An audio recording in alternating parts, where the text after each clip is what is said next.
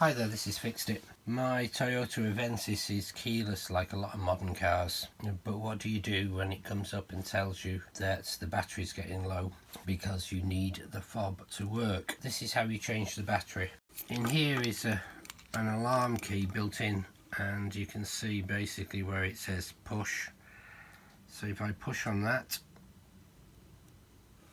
I can pull out that special key, and now what I can do is I can take the key and I can gently insert it into its slot, and I can use it to gently pry open the rest of the key. So if I just put it in there and turn it slightly, there you go, and it will pop nicely, and there we have the battery. Now I ran out of batteries for this particular fob, and so I had to use an emergency battery in there. So what I did was I ended up using a smaller battery with a small piece of rubber. So I'll take that piece of rubber out of there, and now what I need to do is to change the battery for the correct battery. And the correct battery for this particular fob is the CR1632 or equivalent. So I need to take one of them and put it in there. Now take a straightened out paper clip and just insert it under that edge and flick.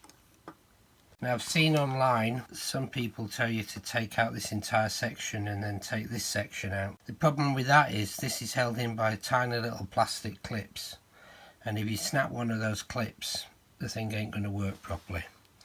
So I've taken out the battery, and now I'm going to replace it with the 1632. To put the battery back in, if you look where the end where you put the clip in, all you want to do is to slide that end in there and then gently push down till such time as it's clipped in by those two clips. Putting this back together can be a little bit tricky, but you basically want to align the gap with the switch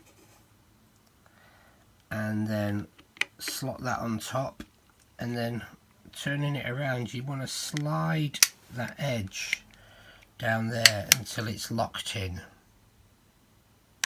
Okay, and then slowly push around the device until such time as it all clips in. So that's it, finished. Now to get your key back on, all you do is you take the key and you slide that back into place, and you'll hear it click, and that's it. Your fob's working, it's got a new battery, and it should last you some time.